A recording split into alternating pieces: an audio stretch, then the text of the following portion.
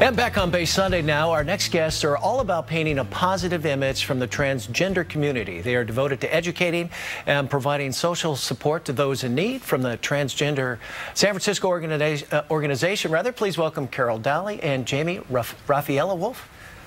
Welcome aboard. Hi, thank you. Nice to have you guys. Gals, I guess I should say. Let's ask this right off the bat. What is transgender? Can you give us a definition? It's an umbrella term that refers to the diversity of gender presentation and gender identity. You can be a drag queen or a cross-dresser or a transsexual. And transsexuals can be male to female and female to male. And it also means genderqueer and intersexed, which is people that have ambivalent genitalia. Okay, so it's a broad spectrum, really. Extremely broad. Well, tell us, I mean, it must be hard enough to make a decision, especially if you're going to go through the medical procedures, but there's a lot of discrimination out there. I mean, you folks must face it every day. Yes, every day in terms of access to bathrooms, access to work, access to housing, access to medical care, access to protections.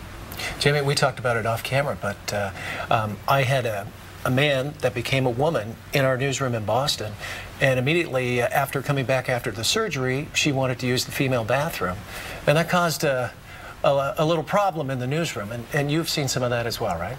Oh, absolutely. I've seen it. I've experienced it. I think it's normal in an office environment where you've known someone in a certain way, and now you have to get used to someone maybe in a different way. I think that's normal, but what we have to understand is that everyone deserves the right to use a bathroom. Everyone deserves the right to be treated with respect.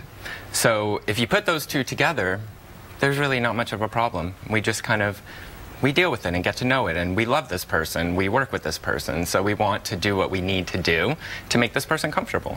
If you're at the airport and you have to go to the bathroom, you go to the women's bathroom? And of course. Do you get some looks in there, or what? Sometimes. It also really varies on what city I'm in. I think we are in a bastion, a glorious place here in San Francisco, and I think it's very different than, say, Des Moines, Iowa. Nothing against Iowa, imagine, but it's very different, and I even experience it throughout the state of California. It's very different if you go to some states or to some cities that aren't as liberal. I came out of a hotel bathroom here in San Francisco where I was working, and I was challenged by a security guard and asked to show my ID to prove that I was female. But however, in California, we have the Safe Bathrooms Act. It's actually legal for anyone to go into the bathroom of their gender presentation, their gender identity. We are protected under the law to use bathrooms in California. And what does your group do? You offer support, obviously, to folks that are experiencing, well, some of this discrimination, I suppose, right? Yeah. We try to find the resources that help our community. We give them referrals to it, and we have twice monthly events here in San Francisco. We are a 501c3 nonprofit, Transgender San Francisco, TGSF.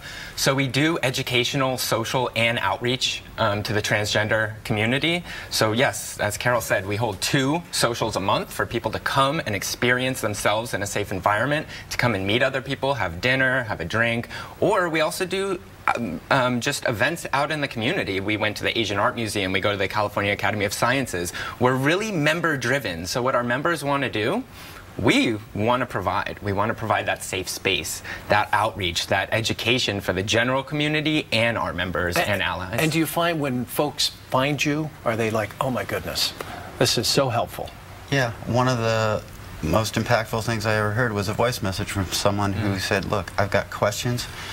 I just need to talk to someone who's been in my shoes. And that's the biggest part, is finding out you're not alone. And how are you funded? And obviously you two are part of it, but do you have a big group that helps? Or we currently have 50 paid members, and we get donations from outside sources. Yeah. And how do people get involved if they want to get involved? If there's some folks out there they're on the fence and they're like, boy, I'd like to be in touch. Well, we have our website, tgsf.org. And we also have our Facebook page, TGSF. And the Facebook page is about the most current and up-to-date one, and we also post a lot of links and referrals as well. And Jamie, if someone's out there and they're literally on the fence, they need some help, what would you have to say to them? Absolutely. The first thing, I think everyone needs someone to talk to that they identify with.